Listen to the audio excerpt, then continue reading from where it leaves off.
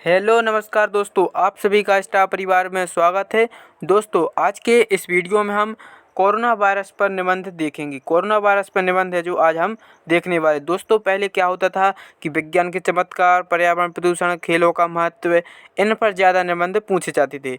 अभी भी इनसे पूछे जाते हैं, लेकिन क्या हुआ कि कुछ ही सालों में कोरोना पर बहुत ज़्यादा निबंध पूछा गया है। कोरोना वायरस पर सबसे ज़्यादा निबंध पूछे गए हैं, तो इसीलिए हमें इस पर भी निबंध याद करना है। आप सभी लोग को यदि निबंध लिखने में कठिनाई होती है तो आपको इसको रट लेना है, याद कर लेना है, ठीक है।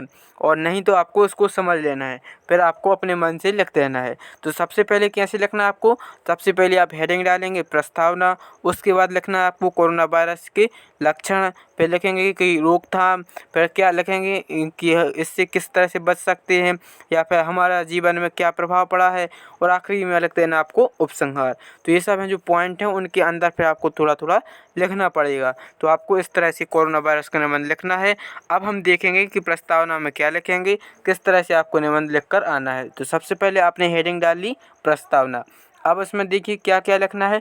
जैसे हम प्रस्तावना में लिखेंगे कि कोरोना वायरस एक संक्रामक बीमारी है, पहली बार एक वायरस के फैलने से सामने आई। इसकी शुरुआत चीन से हुई है। आप सभी जानते हैं शुरुआत कहाँ से हुई है? चीन से हुई है। चीन में वुहान के हुबेई प्रांत में 1 दिसंबर 2019 को, ठीक है, 1 दिसंबर 2019 को एक मरीज में इस वायरस के प्रवेश की पुष्टि हुई। आज संसार के लगभग सभी देश इस महामारी की चपेट में हैं। भारत भी इस वायरस से अछूता नहीं रहा। कोरोना का प्रसार भारत में भी हो गया है, ठीक है। भारत सरकार ने समय पर ही सजग होकर इसकी रोकथाम के प्रयास शुरू कर दिए। तो ये सब है जो आप है जो अपनी इस की प्रस्तावना में लिखेंगे। इतना आपको लिख देना है। फिर आपको अगला पॉइंट डालना है। दूसरा पॉइंट हमने जैसे डाल लिया महामारी के संक्रमण के लक्षण। तो इसके क्या लक्षण वो देख लेंगे। लक्षण में हम क्या लिखना है आपको, देखो लक्षण में लिखेंगे इस बीमारी से संक्रमित व्यक्ति में कुछ लक्षण प्रकट होने लगते हैं, जैसे बुखार, खांसी, सांस लेने में तकलीफ। ये सब हैं जो लक्षण हैं जो इस बीमारी में आते हैं। कभी कभी यह भी देखने में आता है कि संक्रमित व्यक्ति को कोई भी लक्षण दिखाई नहीं दिए। बीमारी का प्रसार, इस बीमारी का संक्रमण मुख्य रूप से हवा की बूंदों के माध्यम से होता है, ठीक है।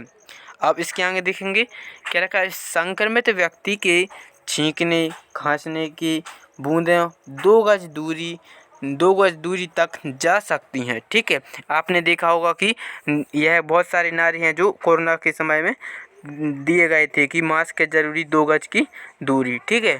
तो ये सब है जो आपको बताना है कि छींकने, खांसने से बूंदें 2 गज दूर तक जा सकती है और स्वस्थ व्यक्ति इनके संपर्कों में आकर बीमार पड़ सकता है। इस तरह इस बीमारी का प्रसार एक व्यक्ति से दूसरे व्यक्ति में होता है। तो ये हो जाएंगे, इसके लक्षण हो जाएंगे। अब हम देखेंगे इससे बच कैसे सकते हैं। तो बीमारी से बचाव, अगला पॉइंट क्या होगा हमारा, बीमारी से बचाव। इसमें देखो क्या लिखना है आपको। संक्रमण से बचने के लिए कुछ उपाय बताए गए हैं जो इस बीमारी से बचाव में काफ़ी सहायक हैं। पहला बचाव क्या है कि साबुन और पानी से समय समय पर हाथ धोएं। आप सभी लोग यह करते होंगे कोरोना काल में, ठीक है। दूसरा क्या है, मुँह नाक को अच्छी तरह ढकते हुए मास्क लगाएं, ठीक है। मास्क सभी पहनते थे। संक्रमण से बचने के लिए बाहर आने जाने पर तथा भीड़ वाले स्थानों पर जाने से बचना, ठीक है। बचते थे, कहीं पर भी बाहर नहीं निकलने दिया जाता था। चौथा क्या है, बाहर निकलते समय किसी भी व्यक्ति से 2 गज की दूरी बनाए, ठीक है। तो ये हैं जो बचाव के लक्षण हैं। तो हमने अब इसके आगे और एक और भी लक्षण है। जैसे और लक्षण क्या था कि व्यक्ति को अपना स्वास्थ्य ठीक रखने के लिए नियमित व्यायाम, योग, आसन तथा घूमने का क्रम बनाए रखना, सैनिटाइजर का प्रयोग करना। 7वां है, इस महामारी से बचाव के लिए टीका या फिर वैक्सीन लगवाना चाहिए। तो ये थे जो बचाव के कुछ उपाय थे, ठीक है। तो इस तरह से अपन बच सकते थे। अब देखो मानव जीवन पर क्या प्रभाव पड़ा था कोरोना वायरस का। तो यहाँ पर हम लिखेंगे कोविड-19 का मानव जीवन पर क्या प्रभाव पड़ा। तो कोरोना वायरस का है, इसको हम कोविड-19 भी बोलते हैं, ठीक है। अब देखो इसका लिखेंगे हम, कोविड-19 महामारी से आम आदमी भयग्रस्त हो गया था और आर्थिक गतिविधियां रुक जाने से बेरोजगारी बढ़ गई। लोग आपस में मिलने जुलने में सावधानी बरत रहे। त्योहारों उत्सवों पर रोक लगाने से मानव मन खिन्न हो गया। यह देखा गया कि लोगों में चिड़चिड़ापन बढ़ रहा है। लोग इसे प्राकृतिक प्रकोप मानकर चल रहे हैं। इसलिए प्रकृति के क्रियाकलापों के प्रति लोगों की आस्था बढ़ी है।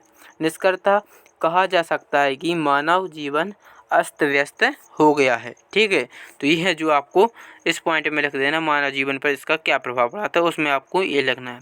अब आपका लास्ट पॉइंट बचेगा उपसंहार। ठीक है, तो अब लास्ट में आपको क्या करना है, अब अपने निबंध को ख़त्म करना है। तो किस तरह से करना है, देखो ऐसे उपसंहार में आपको हेडिंग डाल देनी, उसमें लिखेंगे क्या, विश्व के अन्य देशों के साथ साथ कोरोना, यहाँ पर साथ लिखा है, विश्व के अन्य देशों के साथ साथ कोरोना ने भारत में भी जनजीवन अस्त व्यस्त कर दिया।